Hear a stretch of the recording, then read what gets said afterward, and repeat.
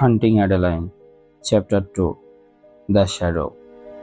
সিমেন্টের দেয়ালে প্রতিধ্বনিত হয়ে সেই আর্তনাদের চিৎকারটা এখন বিরক্তিকর হয়ে উঠছে। হ্যাকার আর এনফোর্সার দুটো কাজ একসাথে করা মাঝে মাঝে সত্যি বিরক্তিকর। মানুষকে ব্যথা দেওয়াটা আমার ভালোই লাগে, কিন্তু আজ রাতে আমার এই কান্দুমুখ হারামিটার জন্য একটুও ধৈর্য নেই। যদিও সাধারণত আমার ধৈর্য সন্ন্যাসীর মতো। আমি জানি কিভাবে নিজের প্রয়োজনের জন্য অপেক্ষা করতে হয়, কিন্তু যখন আসল উত্তর বের করার চেষ্টা করছি আর এ বেটা ভয়ে কাঁপতে কাঁপতে হাঁকছে আর কাঁদছে, তখন মেজাজ ধরে রাখা কঠিন হয়ে যায়। এই ছুরি তোর চোখের ভেতর অর্ধেক ঢুকতে যাচ্ছে, ঠান্ডা গলায় বললাম। আর কোনো দয়া দেখাবো না, পুরো ছুরিটা ঢুকিয়ে একেবারে ব্রেন পর্যন্ত চলে যাবে। দয়া কর ভাই, কাঁদতে কাঁদতে বলে। আমি বলছি ভাই, কয়েকবার ওই গোদামে গিয়েছি, কিন্তু কোনো রিচুয়ালের কিছু জানি না। তাহলে তুই নিরর্থক, তাই তো? বলে ছুরিটা তার চোখের দিকে এগিয়ে দেয়। সে চোখ শক্ত করে বন্ধ করে, মনে করছে 1 ইঞ্চি চামড়া ছুরির আঘাত ঠেকিয়ে দেবে। ফাজলামো। না না ভাই, ভাই প্লিজ, আর্তনাদ করে। ওখানে একজন আছে, হয়তো তোর দরকারি ইনফো দিতে পারবে। তার নাকে ঘামের ফোঁটা গড়িয়ে রক্তের সাথে মিশে যায়। চুলের রং আর আগের মতো সোনা নেই, রক্তে লাল হয়ে আছে। এর আগেই আমি তার এক কান কেটে ফেলেছি, 10টা নখ তুলে দিয়েছি, দুটো অ্যাকিলিস হিল কেটে দিয়েছি। এমন কিছু নির্দিষ্ট জায়গায় ছুরি বসিয়েছি যাতে রক্ত ঝরলেও তাড়াতাড়ি মরে না যায়। আর হাড় ভাঙার হিসাব গুণে শেষ করা যাবে না। এই হারামি আর কোনোদিন হেঁটে বেরিয়ে যেতে পারবে না, এ ব্যাপারে নিশ্চিত। কম কান্না, বেশি কথা বল, গর্জন করে বললাম। ছুরির আগা তার বন্ধ চোখের পলকের উপর ঘষতে ঘষতে সে ছুরির হাত থেকে মুখ সরিয়ে নেয়। চোখ থেকে পানি গড়িয়ে পড়ছে। নাম ফার্নান্দো। সে গোদামের মূল অপারেশনের হেড। মেয়েদের ধরে আনার জন্য মূলগুলা পাঠানোর দায়িত্ব থাকে। ওখানে সেই এক প্রকার সব চালায়। ফার্নান্দো কি? দাঁতে দাঁত চেপে বললাম। সে কাঁদতে কাঁদতে বলল, জানি না ভাই, সে শুধু ফার্নান্দো বলে পরিচয় দেয়। দেখতে কেমন? বিরক্ত হয়ে বললাম। সে সিঁদুরের ঠোঁট দিয়ে সর্দি মুছে বলল, মেক্সিকান টাক, কপালে কাটা দাগ আছে, দাড়ি আছে। দাগটা একবার দেখলে চিনতে পারবি। আমি গলা ঘুরিয়ে হা করে শরীর টান টান করে ফেললাম। পেশিগুলোতে খটাস খটাস শব্দ হলো। অনেক লম্বা একটা দিন গেছে। ভালো, ধন্যবাদ ভাই, স্বাভাবিক গলায় বললাম। জানো, গত 3 ঘন্টা ধরে তাকে টর্চার করিনি। তার শ্বাস প্রশ্বাস শান্ত হলো। নিচ থেকে নোংরা বাদামি চোখে আমার দিকে তাকালো। চোখে আশা ফুটে উঠল, প্রায় হাসি পেয়ে যাচ্ছিল। তুমি ছেড়ে দিচ্ছ? অবাক হয়ে কুকুর ছানার মতো করে তাকালো। হ্যাঁ রে, হেসে বললাম। যদি দাঁড়াতে পারিস তবে। সে নিজের কাটা গোড়ালির দিকে তাকালো। ভালোভাবে জানে দাঁড়ানোর চেষ্টা করলেই মুখ থুবড়ে পড়ে যাবে। ভাই, ভাই দয়া কর, ফোবাতে ফোবাতে বলল। একটু হেল্প করো ভাই। আমি আস্তে আস্তে মাথা নাড়লাম। হ্যাঁ, হেল্প করতে পারি, বলে হাত পেছনে নিয়ে ছুরিটা তার চোখের মধ্যে সজোরে ঢুকিয়ে দিলাম। সঙ্গে সঙ্গে মারা গেল। এখনো তার চোখে আশা লেগে আছে, বা বলা ভালো, এক চোখে। তুই একজন শিশু ধর্ষক, গলা নামিয়ে বললাম। যদিও শোনার মতো ক্ষমতা আর তার নেই। তোর মতো হারামিকে বাঁচিয়ে রাখবো নাকি? হেসে শেষ করলাম। ছুরিটা চোখের গর্ত থেকে টেনে বের করলাম। শ্যাকশন শব্দে বমি পেতে ইচ্ছে করছিল। বিরক্তিকর কারণ, আমি আসলে খেতে যাবার কথা ভেবেছিলাম। হ্যাঁ, আমি টর্চার উপভোগ করি, কিন্তু এইসব গার্গলিং, সার্ফিং, রক্তে ভেসে যাওয়ার শব্দগুলো একদম ভালো লাগে না। এবার সবচেয়ে বিরক্তিকর কাজ, লাশটাকে টুকরো টুকরো করে কেটে ফেলার পালা।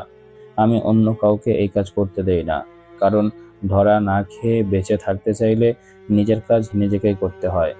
একটা কথা আছে না, যদি কাজ ঠিকমতো করতে চাস নিজে কর। এই ক্ষেত্রে বলতে পারি, যদি খুনের দায়ে ধরা না পড়তে চাস, লাশ নিজে গায়েব কর। রাত 10টা মনে হলেও তখন মাত্র বিকেল 5টা। মানুষের শরীরের অংশ টংশ নিয়ে গতিগতি করার পরেও আজ একটা জঘন্য ভালো বার্গার খাওয়ার মোডে আছি আমি। আমার প্রিয় বার্গারের দোকান 3rd এভিনিউর কাছেই। বাড়ি থেকে খুব দূরে নয়, তবে সিয়াটলে পার্কিং পাওয়া মানে যুদ্ধে জেতা। তাই কয়েক ব্লক দূরে পার্ক করে হেঁটে যাচ্ছি। একটা ঝড় আসছে, শীঘ্রই শীতল ছড়ি ধারালো বৃষ্টির ফোঁটা আমাদের মাথা ঘাড় ভিজিয়ে দেবে। সিয়াটলের ক্লাসিক আবহাওয়া। আমি অচেনা সুরে হুইসেল বাজিয়ে হেঁটে যাচ্ছি দোকান আর ভিড়ের মধ্য দিয়ে। সবাই যেন পিঁপড়ার মতো ব্যস্ত, ঢুকছে আর নামছে। সামনে দেখি এক বুক স্টোর। ভেতর থেকে উষ্ণ আলো ফুটে বেরোচ্ছে। ঠান্ডা ভিজে পিচের রাস্তায় সোনালি আলোর ছায়া পড়ছে। মানুষদের ডেকে নিচ্ছে তার উষ্ণতায়। কাছে গিয়ে দেখি জায়গাটা ভর্তি।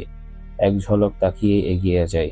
আমি ফিকশন বই পড়ি না, শুধু সেই বই পড়ি যেগুলো আমাকে কিছু শেখাবে, বিশেষ করে কম্পিউটার সায়েন্স আর হ্যাকিং নিয়ে। তবে ওই বইগুলো এখন আর আমাকে কিছু শেখাতে পারে না, আমি তাদের শিখিয়ে দিয়েছি। ঠিক তখনই অন্যদিকে তাকানোর সময় চোখ আটকে যায় বুক স্টোরের বাইরে ঝোলানো এক বোর্ডে। সেখান থেকে এক মেয়ের হাসি ভেসে আসে, আমাকে গেঁথে ফেলে। অজান্তে আমার পা থমকে যায়। পেছন থেকে কেউ এসে ধাক্কা দেয়। সে ছোটখাটো, তাই আমায় তেমন না দুলিয়ে ছুঁয়ে যায়। তবুও সে ধাক্কায় অদ্ভুত ঘোর কেটে যায়। আমি ফিরে তাকিয়ে রেগে যাওয়া লোকটাকে চোখে চোখে ধরি। সে গালি দিতে যাবে, কিন্তু আমার দাগে ভরা মুখ দেখে তড়াক করে আধা দৌড়ে সরে যায়। হাসতাম যদি তখন এতটা বিভোর না থাকতাম। সামনের লেখকের এক ছবির নিচে লেখা অ্যাডেলিন রেইলি। সে দেবীর মতো সুন্দর। তার চুল লম্বা, ঢেউ খেলানো দারুচিনি রঙের, কোমর কাঁধ ছুঁয়ে থাকে, ত্বক দুধের মতো মসৃণ, নাকে গালে হালকা ফ্রিকল ছড়িয়ে আছে। অল্প হলেও তার নিষ্পাপ মুখটাকে মিষ্টি করে রেখেছে। কিন্তু যা আমাকে আটকে ফেলে তা হলো তার চোখ। স্লান্টেড, প্রলুব্ধকর চোখ, যেমনটা স্বাভাবিকভাবে যে কোনো পুরুষকে হাঁটুতে বসিয়ে দেবে। তার চোখের রং তার চুলের মতোই হালকা বাদামি, অদ্ভুত সুন্দর। তার ঠোঁট গোলাপি, ফোলা হাসলে সাদা দাঁত বেরিয়ে আসে। আমি কত সুন্দরী মেয়ে দেখেছি, অনেকের সঙ্গেও শুয়েছি, তবুও তার মধ্যে এমন কিছু আছে যা আমাকে পাগল করে তোলে। যেন পেছন থেকে কোনো দমকা ঝড় আমাকে তার দিকে ঠেলে নিয়ে যাচ্ছে, আর পিছিয়ে আসার কোনো রাস্তা নেই। বুক স্টোরের ভিতরে ঢুকে যাই। ভিজে বুটগুলো দরজার মাদুরে চেপে যায়। ভেতরটা পুরনো বইয়ের গন্ধে ভরা, যদিও ভিড়ের গন্ধে মিশে গিয়েছে। ছোট্ট জায়গা, যেখানে 30 জনের বেশি মানায় না, সেখানে 60 জন গাদাগাদি করে দাঁড়িয়ে আছে। মাঝের টেবিলে বসে আছে সে। ভেতরটা গরম, দম বন্ধ করা। কেউ একজন পাশে দাঁড়িয়ে নাক খুঁড়ছে। সেই নোংরা হাত দিয়ে বই ধরছে। বইয়ের কভারে রেইলির ছবি। বেচারা মেয়েটিকে এই নোংরা বইয়ে স্বাক্ষর দিতে হবে। মুখ খুলে লোকটাকে বকা দিতে যাব, ঠিক তখনই যেন স্বর্গের দরজা খুলে যায়। হঠাৎ করে ভিড় সরে গিয়ে তার দেখা মেলে। চোখের কোণ দিয়ে প্রথম দেখি, তবুও তাতে বুক ধড়াস করে ওঠে। মাথা ঘুরিয়ে তার দিকে তাকাই, যেন এক্সোরসিস্ট সিনেমার মতো ধীরে ঘুরে যাই। তবে আমার মুখে কোনো শয়তানি হাসি নেই, বরং মনে হয় পৃথিবী যে আসলে ফ্ল্যাট তার প্রমাণ পেয়ে গেছি। অক্সিজেন, শব্দ, চিন্তা সবকিছু যেন উবে যায়। সরাসরি তাকে সামনে দেখে হাঁটু কেঁপে যায়, বুক ধড়ফড় করতে থাকে।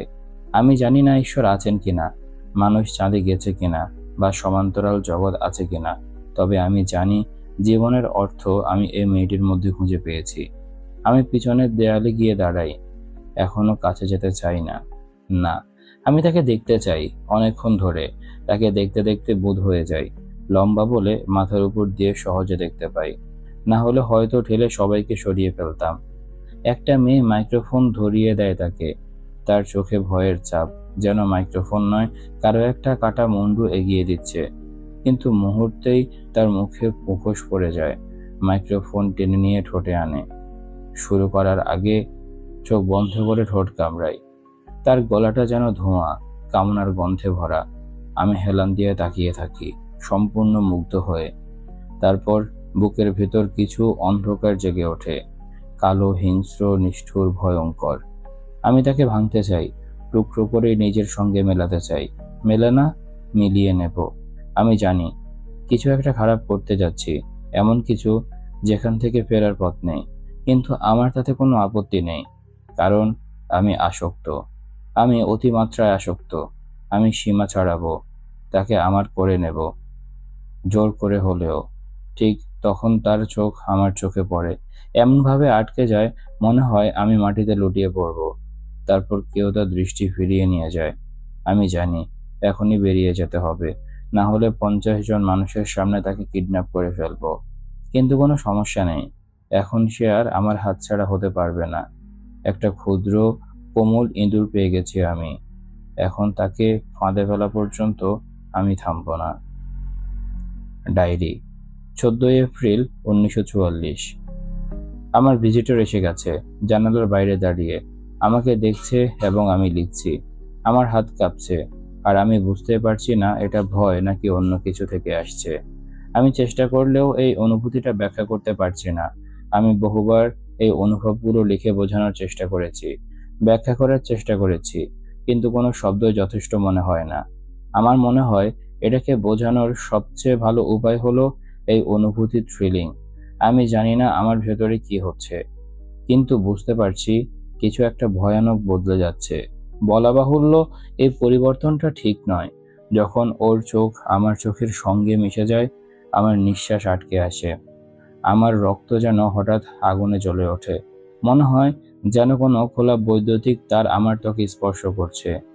এটা একেবারে শারীরিক প্রতিক্রিয়া, আর আমি ভয় পাচ্ছি আমি এর প্রতি আসক্ত হয়ে পড়ছি। ও এখনো আরো কাছে আসছে। আমি বারবার ওর চোখের দিকে তাকাচ্ছি, লেখায় মনোযোগ হারিয়ে ফেলছি। এটা এখন নিয়মিতই হচ্ছে। আমার এই বিভ্রান্তি এখন প্রায় নিত্যদিনের ব্যাপার। আমার এই অস্থিরতা, এই অন্যরকম মোহ আমার স্বামী টের পাচ্ছে। সে বারবার জানতে চায় আমার মনে কি চলছে। প্রশ্নের পর প্রশ্ন, উত্তর দিতে পারি না। কিভাবে বলি তাকে যে মানুষটিকে আমি ভালোবাসি এখন সেই ভালোবাসার মাঝখানে ঢুকে পড়েছে আরেকজন? কিভাবে বলি যখন জন আমাকে চুমু খায় তখন আমার মনে পড়ে সে অপরিচিত লোকের মুখ? যখন ও আমাকে ছোঁয় তখন আমি অনুভব করি অন্য কারো স্পর্শ। আজ রাতেও সেই লোক ফিরে গেল, নিঃশব্দে, ধীরে ধীরে, অন্ধকারের মধ্যে হারিয়ে গেল। আমি ভয় পাই এই মানুষটিকে, তবুও আমি তার প্রতি অদ্ভুতভাবে মোহিত। অকারণে, অযৌক্তিকভাবে আমার মন টানছে ওর দিকেই। এখানে শেষ হয়ে গেল চ্যাপ্টার 2। কেমন লেগেছে তোমাদের কমেন্ট করে জানাও। দেখা হচ্ছে পরের চ্যাপ্টারে। ততক্ষণ পর্যন্ত সবাই ভালো থাকো, সুস্থ থাকো। আজকের মতো আমি তারিফ এখানে বিদায় নিচ্ছি। আল্লাহ হাফেজ।